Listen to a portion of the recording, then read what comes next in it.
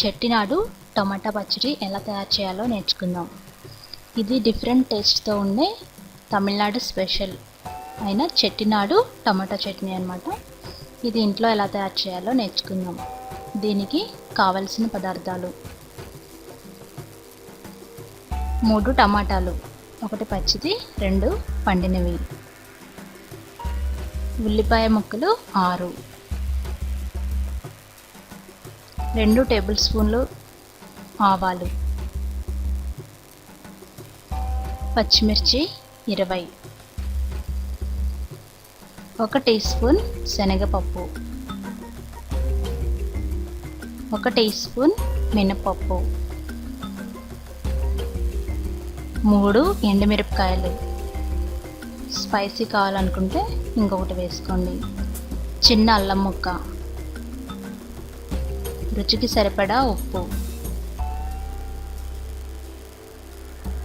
తాలింపుకి 3 వెల్లుల్లి రెక్కలు,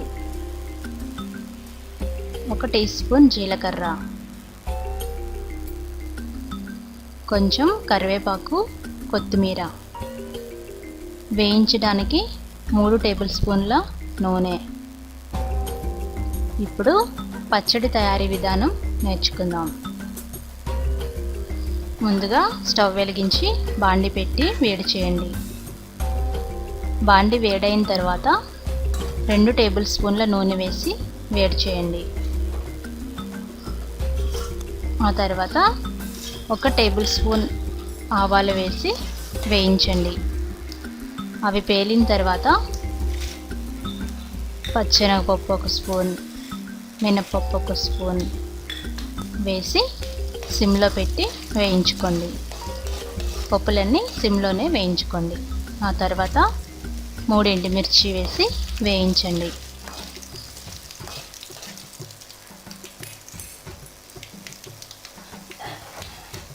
వేగుతున్నాయి కదా, ఆ పేలుతూ వేగుతున్నాయి. ఆ తర్వాత కట్ చేసి పెట్టుకున్న ఉల్లిపాయ ముక్కలు వేసి వేయించండి. మాడిపోకుండా చూసుకోండి. నెమ్మదిగా రంగు మారుతూ అవి చక్కగా వేగుతాయి. 1 నిమిషం వేయించిన తర్వాత కొద్దిగా కరివేపాకు, కొత్తిమీర కూడా వేసి వేయించండి. సిమ్లో పెట్టి వేయించుకోండి. మాడితే టేస్ట్ మారిపోతుంది కాబట్టి సిమ్లో పెట్టి జాగ్రత్తగా వేయించి స్టవ్ ఆఫ్ చేసి అవన్నీ ఒక ప్లేట్లో తీసుకోండి. పప్పులన్నీ ఒక ప్లేట్లో తీసుకున్న తర్వాత చల్లారి పెట్టుకోండి.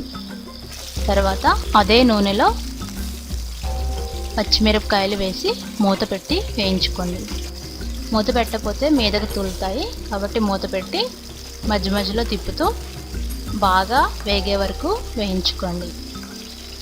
ఆ వేగిని అనుకున్న తర్వాత ముందుగా తీసి పెట్టుకున్న పప్పుల్లోకి పచ్చిమిరపకాయలు తీసి పెట్టుకోండి.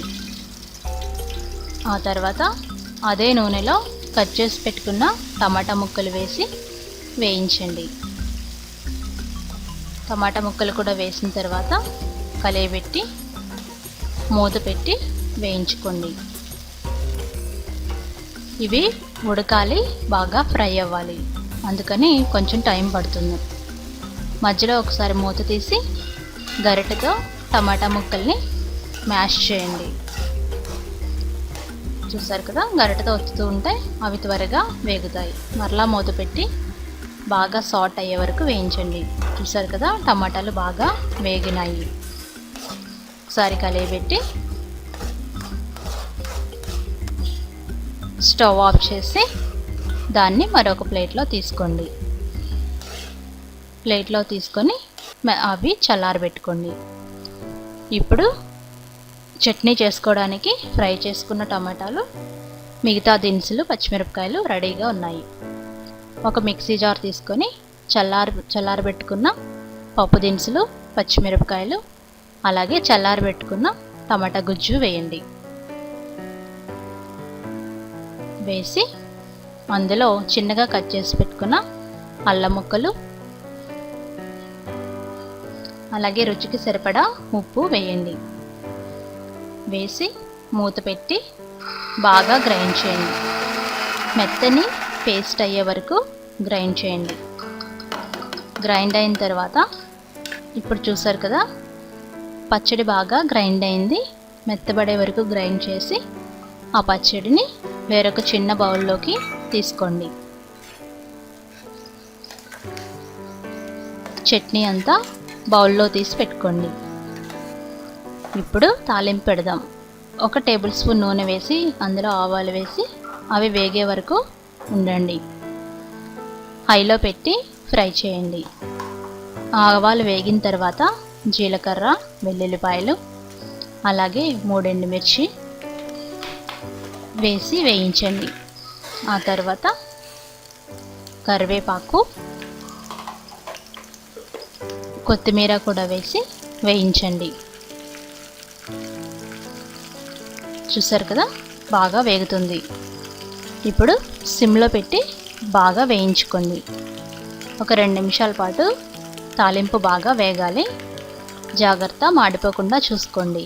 మాడిందంటే రుచిలో తేడా వస్తుంది. అది బాగా ఫ్రై అయింది. ఇప్పుడు దాన్ని పక్కన పెట్టుకున్న బౌల్లో వేయండి. చూసారు కదా, పక్క తీసుకు పెట్టుకున్న పచ్చడిలో ఈ వేయించుకున్న తాలింపు మొత్తం వేసాము. వేసి బాగా కలియబెట్టండి. మొత్తం పచ్చడంతా తాలింపు కలిసేలాగా కలియబెట్టండి. అంతే, ఎంతో రుచికరమైన చెట్టినాడు స్పెషల్ టమాటా చట్నీ రెడీ అయింది. ఇది ఒక డిఫరెంట్ రుచితో ఉంటుంది. ఇది ఇడ్లీకి చాలా బాగుంటుంది. అలాగే దోశ, వడ, ఉప్మా కూడా తీసుకోవచ్చు. ఈ చట్నీని మీరు కూడా ట్రై చేసి నాకు ఫీడ్బ్యాక్ పంపించండి. డిఫరెంట్ వెరైటీ చెట్టినాడు టమాటా చట్నీ మీరు కూడా తయారు చేసుకుంటారు కదా. మరిన్ని రెసిపీస్కి అత్తమ్మ టీవీ సబ్స్క్రైబ్ కాగలరు. మీ వాల్యుబుల్ ఫీడ్బ్యాక్ని నాకు పంపించండి. ధన్యవాదములు.